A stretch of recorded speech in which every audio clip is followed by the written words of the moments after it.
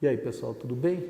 Agora, vamos ver aí o conteúdo da aula 27, e é um conteúdo importante também. Agora, enfim, tudo é realmente bastante importante.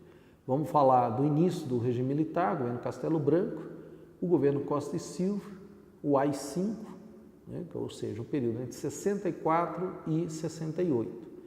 Então, primeiro detalhe, o golpe de 64 foi um golpe civil-militar, João Goulart é afastado, assume o vice, e aí é o Congresso quem escolhe um presidente para completar o mandato de João Goulart. Então é um golpe, porém com características muito peculiares.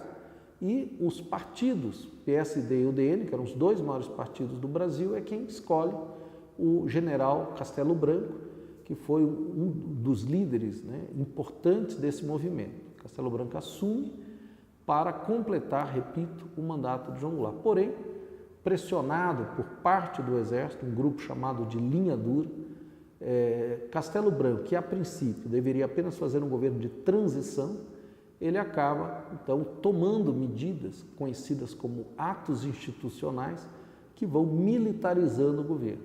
Então, isso é muito importante. O golpe começa com um movimento civil-militar e depois ele vai se militarizando. De que maneira? Primeiro, com um ato institucional número 2, que acaba com os partidos políticos e acaba com a eleição direta para presidente, afastando, assim, uma das principais lideranças civis do movimento, que era Juscelino Kubitschek, que vai para o exílio. Depois, com o AI-3, acabando com a eleição para governador. E o AI-4, criando uma nova Constituição que se alterava uma série de dispositivos, fechando o regime. A sociedade civil começa a ficar incomodada, começam a surgir protestos, manifestações, e esses protestos e manifestações começam a ser reprimidos, ou seja, aumenta uma violência, uma certa censura sobre a sociedade. O país fica num clima de tensão. Aí envolvem-se nessas manifestações estudantes, artistas, na televisão esse debate ganha força, principalmente nos festivais de música popular, começam a ocorrer grandes manifestações, inclusive setores da classe média, que tinham apoiado o golpe, mas agora protestavam. E aí todo esse clima de forte agitação leva o governo militar a endurecer o regime. Acaba o governo Castelo Branco, em 67, assume Costa e Silva, outro general. E Costa e Silva é que vai ser o responsável pelo ato institucional número 5, que vai, de fato, transformar o Brasil num regime bastante autoritário, com o fechamento do Congresso, a imposição de censura sobre todos os meios de comunicação e limitações da ação do judiciário. As manifestações de rua cessam, mas aí começa principalmente a ganhar força a chamada reação armada. Grupos de estudantes, operários, até mesmo alguns militares, começam a pegar em armas contra o regime militar, tentando vencer os militares no seu próprio campo.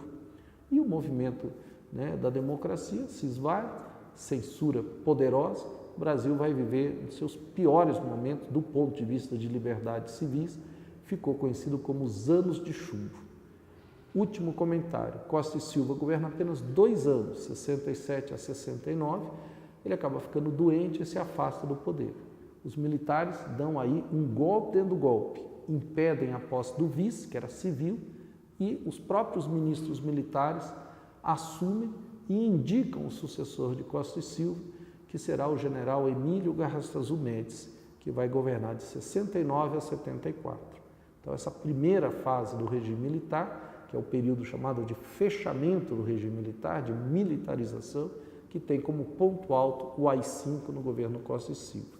No nosso próximo encontro, vamos falar do governo Médici e do governo Geisel. Não perca. Até lá.